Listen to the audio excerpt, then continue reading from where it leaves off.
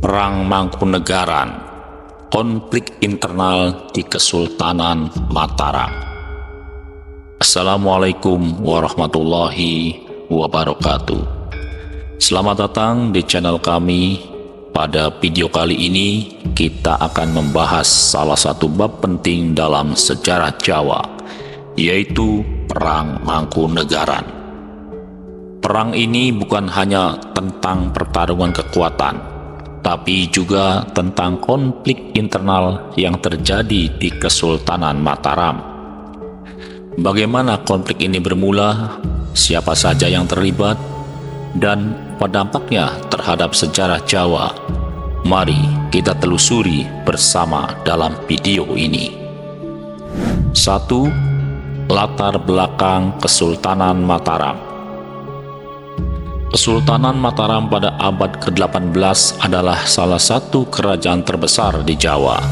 Namun, di balik kejayaan itu, terdapat banyak konflik internal yang terjadi antara keluarga kerajaan.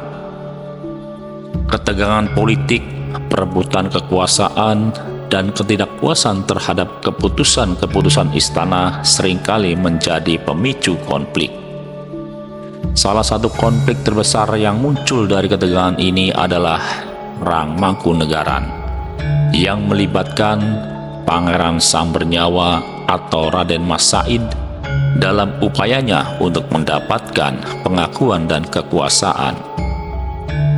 2. Pangeran Sambernyawa dan awal mula perang. Pangeran Sambernyawa yang dikenal sebagai tokoh utama dalam Perang Mangkunegaran adalah seorang pangeran yang cerdas dan berani.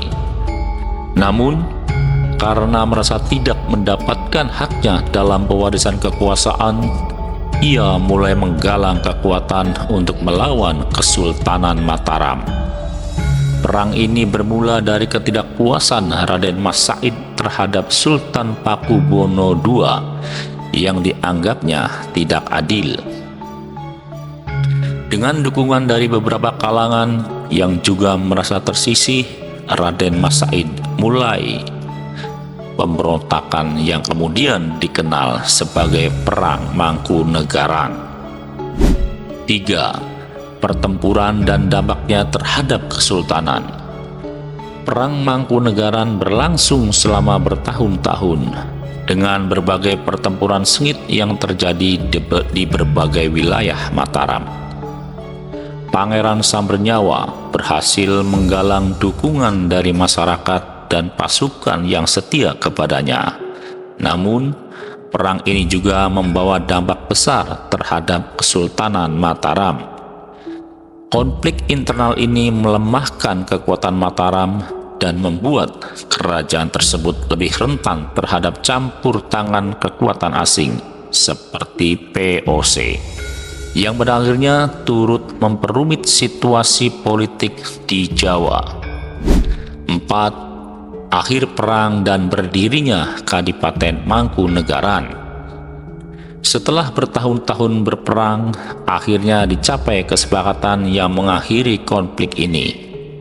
Pada tahun 1757, Kesultanan Mataram dan Raden Mas Said menandatangani Perjanjian Salatiga yang mengakui berdirinya Kadipaten Mangkunegaran dengan Raden Mas Said sebagai penguasanya.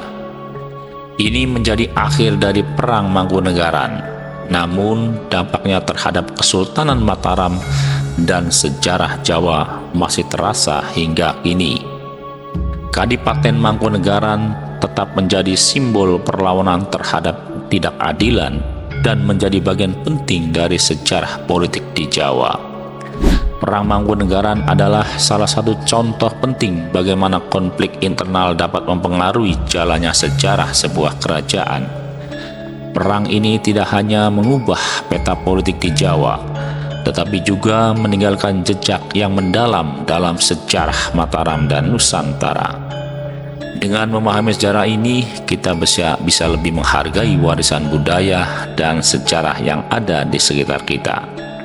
Terima kasih telah menonton. Jangan lupa untuk like dan share. Wassalamualaikum warahmatullahi wabarakatuh.